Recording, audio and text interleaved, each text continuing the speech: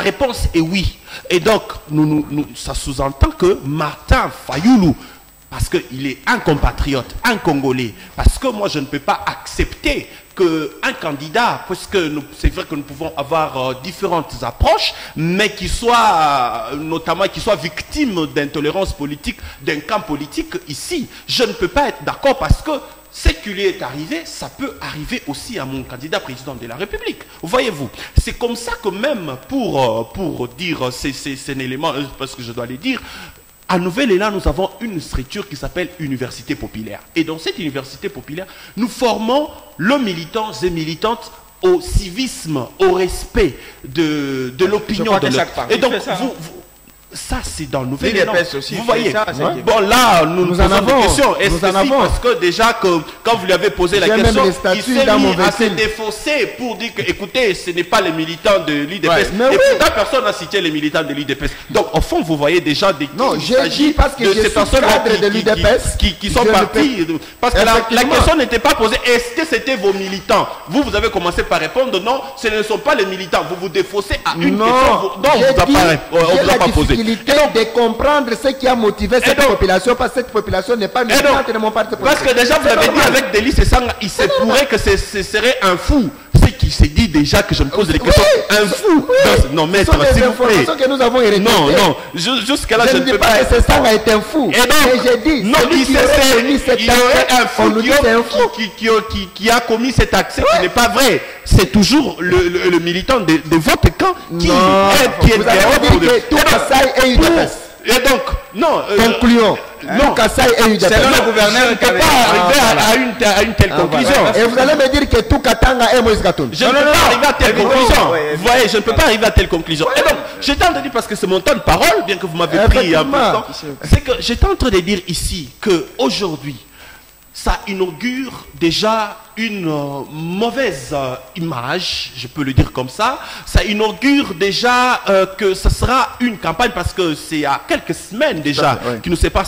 La campagne commence le 12, les 19 déjà de ces mois. Ça veut dire que quand vous regardez avec tout ce qui se passe, ça revient au gouvernement, notamment le ministre de l'Intérieur, de faire que de renforcer la sécurité de chaque candidat président de la République. Parce que ces actes qui se sont passés, c'était quoi? Une façon de dire aux autres candidats, n'osez pas mettre vos pieds ici. Ça s'est passé avec Delis et Sanga, le gouvernement inactif. Ça s'est passé avec Martin Fayoulou, juste de simples condamnations. Et cela, c'est insuffisant. On doit faire des enquêtes, mener des enquêtes et mettre toutes ces personnes qui sont derrière ça, que ce soit même les militants, que ce soit même les cadres de l'IDPS, soit-ils, soient mis derrière mais c'est ça le mal. Pourquoi vous citez l'IDPS?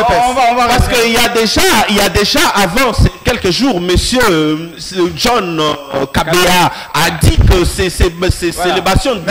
Vous voyez, et vous pensez qu'avec ça ne peut pas... L'interprétation normale de Bastion 2 veut dire que non, un autre candidat ne peut pas piétiner. Peut-être vous n'avez pas suivi ce qu'il a dit. J'ai suivi. Moi j'ai l'habitude, je peux même vous faire resuivre maintenant. Il a dit que personne, il a fini par dire que personne, aucun autre candidat ne peut venir battre.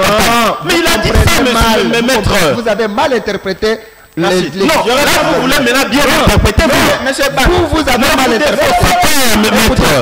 Écoutez. Non, monsieur, s'il vous plaît, je reviendrai à vous pour vous donner la parole. Alors, monsieur Josué Kazadi, est-ce qu'on peut craindre, justement, lors de la campagne électorale, la population a-t-elle les raisons de craindre quand on regarde ces mouvements? Non seulement la population, mais même les politiques. Vous savez, avec ce mouvement, je me rends compte que, au-delà de ce qu'il faut craindre, il faut craindre aussi ce que les candidats peuvent faire comme manipulation. Ouais, c'est ça. Aujourd'hui, si je regarde les partis politiques, les états généraux des partis politiques, je constate que presque tous sont des milices. Quand je parle des milices, je ne dis pas qu'ils sont armés. Ils ont des jeunes derrière eux. Qui sont prêts. À en découdre. Mais ça c'est grave. Oui. Plus grave même.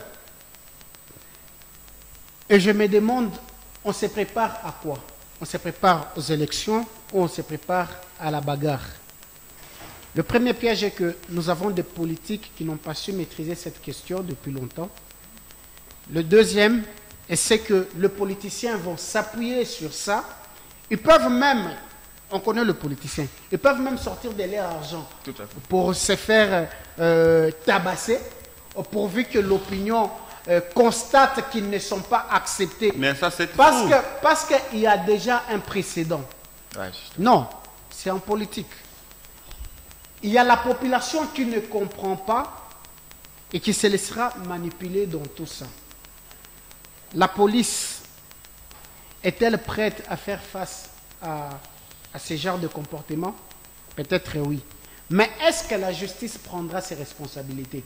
Parce que là, il ne suffit pas seulement d'interpeller les militants des partis politiques, mais on doit interpeller aussi les responsables des partis politiques, voire même les candidats. Parce que tout le monde cherchera à jouer de sa partition pour que, d'un côté, qu'il se protège soit, ou qu'il se victimise. Il appartient à l'État de jouer son rôle comme arbitre et de le faire convenablement. Parce que le temps qui court ne sont pas bonnes pour nous.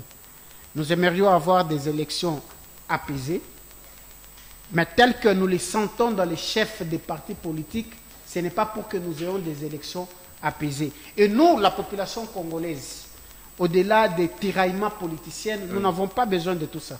Nous avons besoin de la paix, que chacun batte sa campagne et que le meilleur l'emporte au finish. Ces problèmes ne résident pas beaucoup au niveau des candidats députés. C'est beaucoup plus au niveau des candidats présidents. Oui, je me rappelle à l'époque de M. Mulunda comme président de la CENI, il a fait signer des actes aux candidats pour que celui qui va se comporter et qui va se méconduire et que la justice puisse s'en charger. Malheureusement qu'il y a eu des déviations, mais nous avons vu que la justice n'a rien fait. Et là, c'est déjà un précédent. Tout le monde s'est dit, ils vont dire ils ne feront rien. Mais si la justice jouait correctement son travail, nous aurons des politiciens responsables. Alors, Monsieur Prince, la question à cette thématique, est-ce que l'IDPS est prête pour une campagne apaisée? Comment on peut maintenant concilier les ambitions politiques qui sont justement diverses pour différents candidats, mais également cette cohésion nationale? Parce qu'on ne peut pas se déchirer pendant un mois et puis quand un autre président ou le président Félix est reconduit, il va maintenant recoller les morceaux. Comment faire pour qu'il y ait ambition politique, mais cohésion nationale aussi? Merci beaucoup. Je voulais d'abord dire un mot par rapport à tout ce que mes co-débatteurs viennent de dire.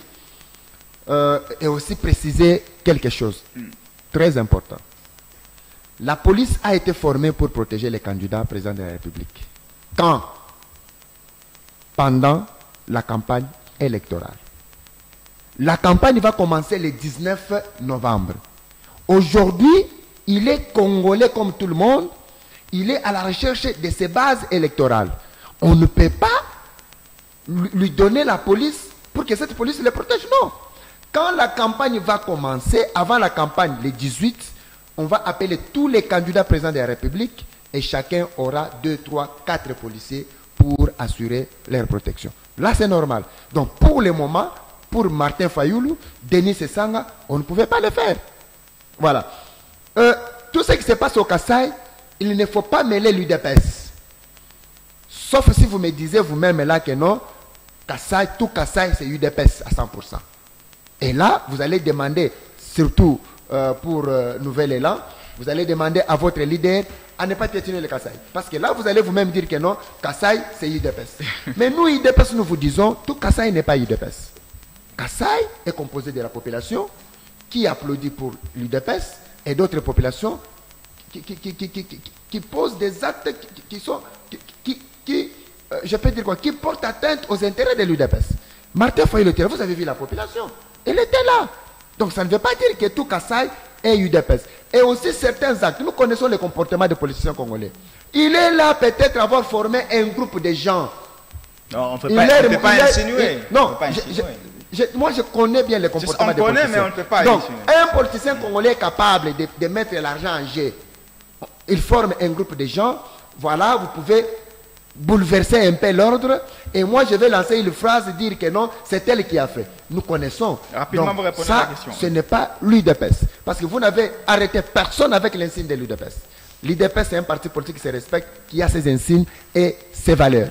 Voilà ce que je pouvais dire par rapport à ce que vous avez dit. Maintenant, par rapport à la question que vous nous avez posée, nous, IDPS, nous disons oui, nous travaillons parce que nous sommes au pouvoir. Le président de la République est en train de militer avec le Premier ministre et son gouvernement et toutes les institutions de la République pour que la campagne soit une campagne apaisée et que les élections soient libres et transparentes. Monsieur Prince, pourquoi j'ai une question de relance. Monsieur Banza avait tendance à coller cette intolérance à votre parti. Et je crois qu'avec conscience, vous êtes aussi au courant que souvent on colle à l'IDPS. À Kasumbalès, on a suivi les déclarations interdites à Moïse Katumbi. On vous colle un peu une certaine violence au sein de l'IDPS. Est-ce que vous êtes conscient de cette interprétation? C'est ce que je viens de vous dire ici. En cherchant seulement à nuire l'image du parti. Et lorsque les candidats ont déjà compris que Tshisekedi est dans une bonne voie et que des intentions multiples positives des Congolais sont favorables à Félix Tshisekedi, d'où il faut nuire, ternir l'image de son parti. Alors que l'UDPS, c'est un parti politique de non-violence. L'UDPS n'a jamais pris, n'a jamais fait des choses par force. Nous sommes parmi les partis, et je peux dire le premier parti politique à prôner la démocratie, l'état des droits, la liberté de circulation, la liberté d'expression dans ces pays.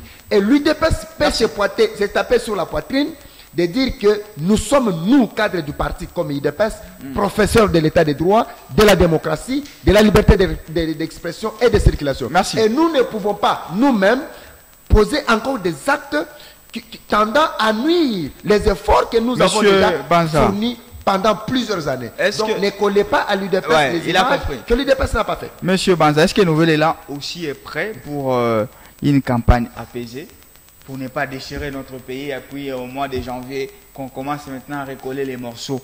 Comment on peut lier les ambitions de votre candidat, qui peut avoir ces ambitions-là, mais qui favorise aussi la cohésion nationale après? Déjà, pour le dire ici, que comme je vous ai dit tout à l'heure, que Nouvel Élan a à son sein une structure qu'on appelle université populaire. Et comme les mots d'ailleurs l'indiquent, université populaire, c'est-à-dire où il y a la formation.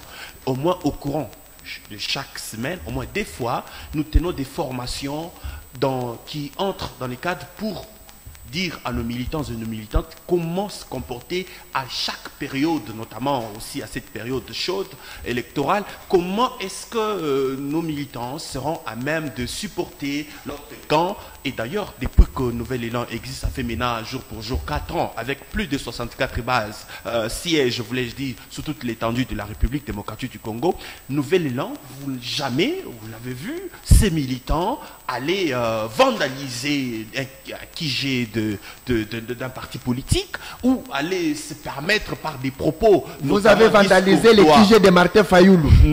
J'espère que c'est le contraire. Là, c'est un cas que je vous donne. Non, maître, c'est le contraire.